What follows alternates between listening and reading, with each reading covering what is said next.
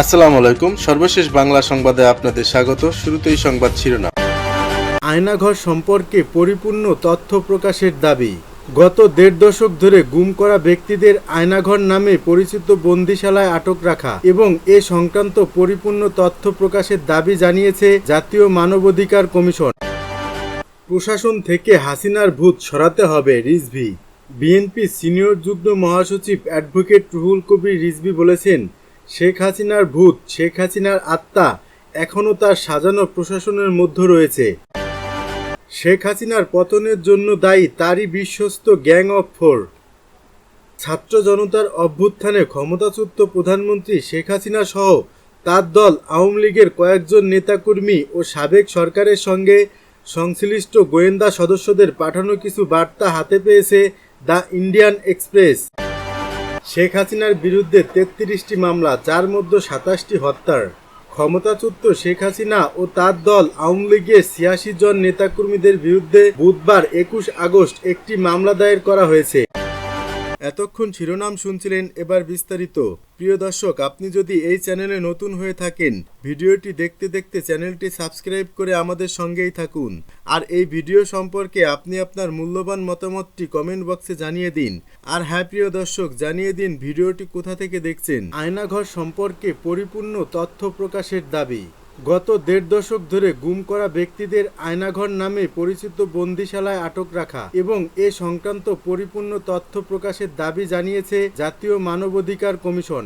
কমিশনের chairman doctor Kamal Uddin Ahmed স্বাক্ষরিত একটি প্রতিবেদনে বলা হয়, বিগত সরকার পতনের পরের দিন থেকে নিখোঁজ ব্যক্তিদের অনেকেই পরিবারের কাছে ফিরে আসা শুরু করলে বিগত দেড় দশক ধরে সরকার কর্তৃক গুমের সত্যতা প্রকাশ পায় এবং প্রকৃত চিত্র গণমাধ্যমের মাধ্যমে জনসম্মুখে আসে। দীর্ঘদিন ধরে আয়নাঘরের অবস্থানরত নিখোঁজ ব্যক্তিদের সাক্ষাৎকার থেকে যে ভয়ঙ্কর চিত্র ফুটে উঠেছে তা অত্যন্ত নির্মম ও অমানবিক।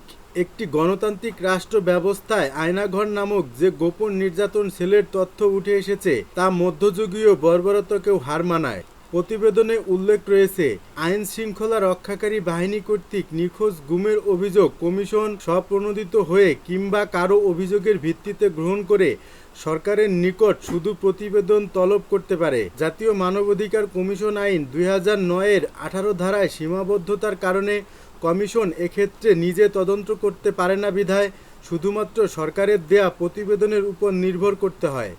কোনো ক্ষেত্রে সরকারের নিকট থেকে এই প্রতিবেদন পেতে বছরের পর বছর অপেক্ষা করতে হয়।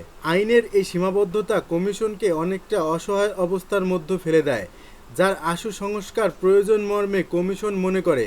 একটি গণতান্ত্রিক রাষ্ট্র ব্যবস্থায় আয়নাঘর নামক নিষিদ্ধ কারাগারে বছরের পর বছর আটক রেখে যে শারীরিক ও মানসিক নির্যাতন করা হয়েছে তা একাধারে সংবিধান ও আইনের শাসনের পরিপন্থী ও মানবাধিকারের চরম লঙ্ঘন মর্মে কমিশন মনে করে। বিনা বিচারে আটক থাকার ফলে এ সকল বন্দীদের যে ক্ষতি হয়েছে তা অপূরণীয়। এক্ষেত্রে প্রত্যেককে ক্ষতিপূরণ পাওয়ার হকদার। ডক্টর কামাল উদ্দিন আহমেদ বলেন, আয়নাঘর নামক এই গোপন নির্যাতন সেলের অবস্থান কোথায়, কারা এই সেল পরিচালনা করত, তৈরি হওয়ার পর সর্বমোট কতজন এ আয়নাঘরে অন্তরীণ ছিল, তাদের পরিচয়, কোন আইন বলে তাদের অন্তরীণ করা হয় এবং কারা এই গোপন সেল তৈরির নেপথ্যে ছিল, একটি সুষ্ঠু তদন্তের মাধ্যমে তা জনসম্মুখে আসা উচিত। সেই সাথে আরও কোনো ব্যক্তি এই নির্যাতন সেলে আটক থাকলে দ্রুত মুক্ত করার ব্যবস্থা গ্রহণসহ আয়নাঘর তৈরির নেপথ্যের কারিগরদের বিরুদ্ধে আইনানুগত ব্যবস্থা গ্রহণ করে কমিশনে দ্রুত প্রতিবেদন প্রেরণের জন্য সিনিয়র সচিব, জননিরাপত্তা বিভাগ, স্বরাষ্ট্র মন্ত্রণালয়কে বলা হয়েছে। আগামী ২৫ সেপ্টেম্বর ২০২৪ প্রতিবেদনের জন্য দিন ধার্য করা হয়েছে। প্রশাসন থেকে হাসিনার ভূত সরাতে হবে, রিজভী। বিএনপি সিনিয়র যুগ্ম মহাসচিব অ্যাডভোকেট রুহুল কবির রিজভী বলেছেন, শেখ হাসিনার ভূত, শেখ হাসিনার আত্মা এখনও তার সাজানো প্রশাসনের মধ্যে রয়েছে। দ্রুত পদক্ষেপ নিয়ে প্রশাসন থেকে, আমলা থেকে, পুলিশ থেকে তার ভূতকে সরাতে হবে। তিনি বলেন, যারা শেখ হাসিনার অনুশাসনের দোসর তারা কিভাবে প্রশাসনের মূল জায়গায় টিকে থাকে, যারা বঞ্চিত ছিল তাদের দ্রুত পদোন্নতি দিয়ে মাঠ পর্যায়ে পাঠানো হচ্ছে না কেন, এখনও এক গভীর চক্রান্ত চলছে বলে অনেকেই বিশ্বাস করেন।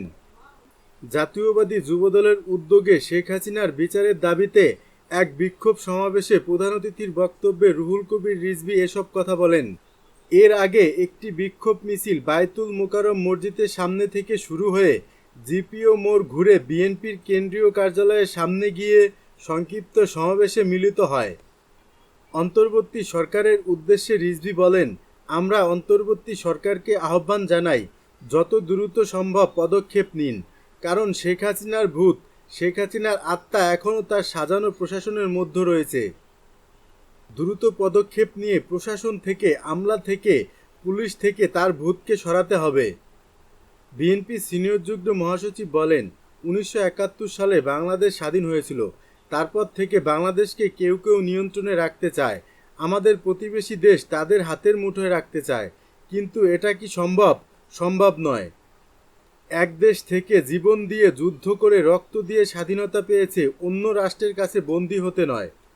21 আগস্ট গ্রেনেড হামলা প্রসঙ্গে রিজভী বলেন, 21 আগস্ট গ্রেনেড হামলা ছিল আন্তর্জাতিক একটি ষড়যন্ত্র। এই ষড়যন্ত্রের মূল কি, এটা জানতে না দিয়ে এটাকে আওয়ামীকরণ করা হয়েছিল। এ সময় বিএনপির, বিশেষ করে আমাদের দেশনায়ক ভারপ্রাপ্ত চেয়ারম্যান ছিলেন শেখ হাসিনা এবং শেখ হাসিনার প্রভুদের টার্গেট।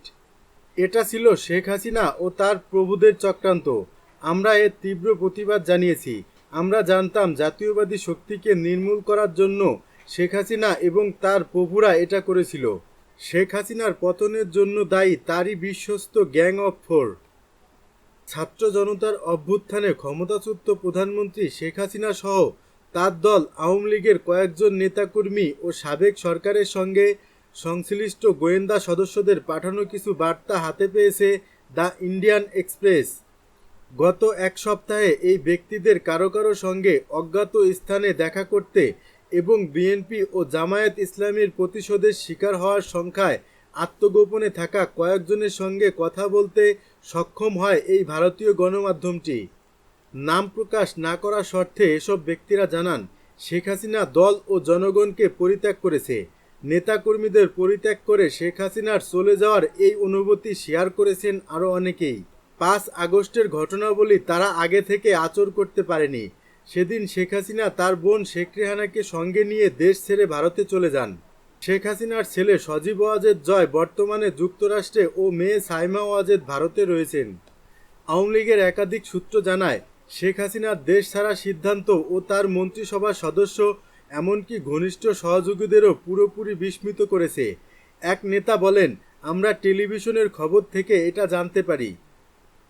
এদিকে আওয়ামী লীগ সরকারের পতনের জন্য আত্মগোপনে থাকা ওই নেতাদের একজন দলের অভ্যন্তরীণ একটি স্বার্থগোষ্ঠীকে দায়ী করে বলেছেন, শেখ হাসিনা আমাদের কথা শোনেননি। এই গোষ্ঠীকে গ্যাং অফ ফোর বলে আখ্যায়িত করেন নেতাদের একজন। তিনি বলেন, গোষ্ঠীটি শেখ হাসিনাকে বাস্তব অবস্থা বুঝতে দেয়নি। এই 4 নেতা হলেন শেখ হাসিনার ছেলে সজীব ওয়াজেদ, বেসরকারি শিল্প ও বিনিয়োগ বিষয়ক উপদেষ্টা সালমান এফ রহমান, আওয়ামী লীগের সাধারণ সম্পাদক ওবায়দুল কাদের ও সাবেক স্বরাষ্ট্রমন্ত্রী আসাদুজ্জামান খান। আওয়ামী লীগের এই নেতা বলেন, 4 জনের এই দল হাসিনা পতনে নেতৃত্ব দিয়েছে। এই ব্যক্তিদের উপর তার ছিল অন্ধবিশ্বাস। তার যে সহজাত রাজনৈতিক প্রজ্ঞা ছিল তা তিনি তাদের কারণে হারিয়েছেন। দেশে শেখ হাসিনা ও আওয়ামী লীগ বিরোধী মনোভাব বিরাজ করায় শেখ হাসিনার পরিবার ও এর উত্তরসূরি সজীব ওয়াজেদ জয়ের খুব কম বক্তব্য বিবৃতি দেওয়া উচিত বলে মনে করেন দলটির নেতারা। শেখ হাসিনার বিরুদ্ধে 33টি মামলা, যার মধ্যে 27টি হত্যার। ক্ষমতাচ্যুত শেখ হাসিনা ও তার দল আওয়ামী লীগের 86 জন নেতাকর্মীদের বিরুদ্ধে বুধবার 21 আগস্ট একটি মামলা দায়ের করা হয়েছে। গত 4 আগস্ট সিলেটে আন্দোলনকারীদের উপর হামলা করায় এ মামলা দায়ের করা হয়। এই নিয়ে সাবেক প্রধানমন্ত্রী শেখ হাসিনার বিরুদ্ধে 33টি মামলা হয়েছে, যার মধ্যে 27টি হত্যাকাণ্ডের। বাকি 4 মামলা মানবতা বিরোধী অপরাধ এবং গণহত্যার জন্য করা হয়েছে। এছাড়া গুমের অপরাধে করা হয়েছে একটি মামলা। সিলেট মহানগর আদালতের ম্যাজিস্ট্রেট সুমন ভূঁইয়ার কাছে এ মামলা দায়ের করেন সিলেট জেলা ছাত্রদলের ভারপ্রাপ্ত সভাপতি জুবায়ের আহমেদ। এতে শেখ হাসিনা ও তার বোন শেখ রেহানাকে আসামি করা হয়েছে। ডেইলি স্টারের প্রতিবেদনের বরাত দিয়ে ভারতীয় সংবাদ মাধ্যম বিজনেস স্ট্যান্ডার্ড জানিয়েছে, গত 4 আগস্ট সিলেট বন্দর বাজারে শান্তিপূর্ণ সমাবেশের আয়োজন করে বিএনপি, কিন্তু এতে হামলা ও গুলি চালায় আওয়ামী লীগের নেতাকর্মীরা। এ মামলায় আরও আসামি করা হয়েছে আওয়ামী লীগের সাধারণ সম্পাদক ও সাবেক সড়ক পরিবহন ও যোগাযোগ মন্ত্রী ওবায়দুল কাদের, সাবেক স্বরাষ্ট্রমন্ত্রী আসাদুজ্জামান খান কামাল, সাবেক পররাষ্ট্রমন্ত্রী হাসান মাহমুদ, আনিসুর রহমান এবং সালমান এফ রহমানকে। মধ্য জুলাই থেকে কোটা সংস্কার বিরোধী আন্দোলন শুরু হলে সেই আন্দোলন দমাতে গুলি চালায় শেখ হাসিনা সরকার। পরবর্তীতে সময় গড়ালে আন্দোলনের মাধ্যমে সরকার পতনের ডাক দেয় শিক্ষার্থীরা। শেখ হাসিনা সরকার ওই আন্দোলন দমাতে নিয়ম বহির্ভূতভাবে পুলিশ ও নেতাকর্মীদের দ্বারা গুলি চালায়। এতে 230 জন নিহত হয়। পরবর্তী যা বেড়ে দাঁড়িয়েছে 600 জনে। আন্দোলনের এক পর্যায়ে গত 5 আগস্ট প্রধানমন্ত্রীর পদ থেকে পদত্যাগ করে পালিয়ে যান শেখ হাসিনা। বর্তমানে তিনি ভারতে রয়েছেন।